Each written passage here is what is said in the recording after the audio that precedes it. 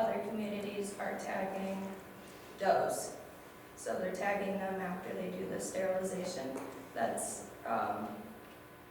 South Euclid, I believe, is doing that. So I reached out to the Division of Wildlife, and their guess was that he's an escape artist from one of the local deer farms in Middlefield.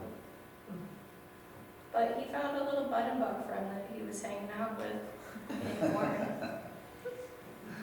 So I charted out our timing of the deer appearances. Just because I was curious, we have a couple spots that, even though they're hunted by quite a few people, they don't get a ton of deer. And I found that, as you can see from about, this is military time, but from the 400 hour to about 1500 hour, the activity is pretty low. And that's typically during the day hours when people are allowed to be out hunting, that we're not having quite as many deer appearances. So not all of them, but a lot of them are more active as soon as the sun goes down, or pretty close to it. About 4 o'clock to 8 o'clock is like their peak PM. And the future of the study. So it would be great if we could survey the same parks in subsequent years so that we can get more data on how regular this is, if we're just at a high year of the population or a lower year, or if this is about what our population is every year, because activity does change based on our winters. So if it's harder, they may not necessarily be moving around as much. Surveying other parks, for example, the Westwoods, that's a big one that we hunt, so that would be a good one to get some data on. And also, based on Froring and Observatory, it'd be good to start our survey a few weeks earlier, just because the bucks were dropping their antlers a little sooner than I had hoped. In past experience, I always found that deer would drop their antlers.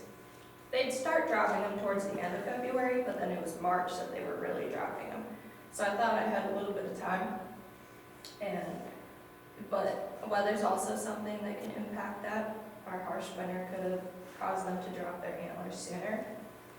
And we also plan, before we make any kind of management decisions, we also hope to gather more information in subsequent years, and then also base it on our browse survey. So we do a vegetation browse survey. So we know we have all these deer, but we want to see what impact they have on the rest of our ecosystem before we go too drastic on any kind of management. And then of course we have all kinds of other critters. At Observatory especially, we had a couple cameras that we were just getting everything except deer. We had red fox, opossum. This is Swine Creek Valley. There was like 30 plus turkey that came all the time. So far nothing cool like gray fox or bear or bobcat, which I was disappointed in, but we kept a few cameras up at Observatory just because, so we'll see if something comes along now that there aren't a ton of deer coming to it for corn. And then as you can see, deer are just very curious. They're not scared of the cameras. So, and that's all. Thank you. Thank you. Thanks, Rebecca.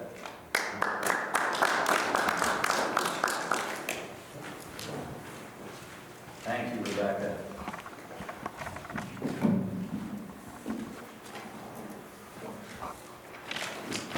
All right, more items for commissioners' time, and a few pictures. I'll start with news from the Ranger Department. Last Tuesday, Job and Park District welcomed new full-time ranger, Tony Petrowski, to the staff. He brings good, non-traditional law enforcement experience, having served many years at Bolton Arboretum and previously helped run deer management programs. Ranger Petrowski will be in field training for about 2 months before joining the Department's second chief. Also last week, Chief Ranger Mike Rose completed his state-mandated new chiefs training developed by the Ohio Police Officer Training Commission in Columbus. This 40-hour training is designed to provide new police chiefs with the skills and knowledge necessary to effectively lead their agencies and to handle the challenges and responsibilities of their new roles. Welcome back, Mike. How was it? It was a long week. Yeah? A long week. Intense? Very. Good, very good. From the Naturalist Department, more than 1,200 people came out to Swine Creek Reservation for our 40th annual, man, that's hard to believe, 40th annual Saps Horizon Maple Sugar Celebration on Sundays. They were on February 22nd, March 1st, and March 8th. Guests collected sap in the sugar bush, tasted syrup in the sugar house, experienced historical sugaring methods, excuse me, and enjoyed live music and maple treats in the lodge. Sugaring programs for a variety of ages and user groups were also held in the Swine Creek Reservation Sugar Bush nearly every day, February 25th through March 13th. Congratulations to staff on another successful year of educating our communities about the maple sugaring part of our Geauga County heritage.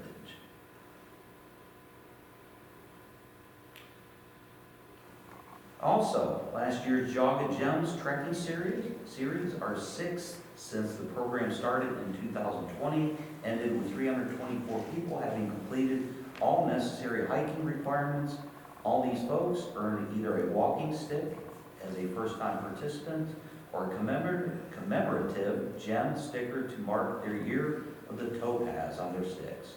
Registration for this year's Geauga Gems Trekking Series, the Year of Turquoise, is open now with 359 people already committed.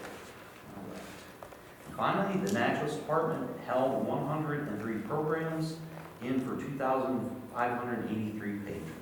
The Westwoods welcomed 1,354 visitors, and 51 people borrowed snowshoes during our wonderfully winter February. The snowshoes can stop anytime. All right, anything from the commissioners? Okay. If not, I think that's it. It is. Entertain a motion to go into executive session for the purchase of property. Second. Thank you. Vote, Mr. Rao? Yes. Mr. Martin?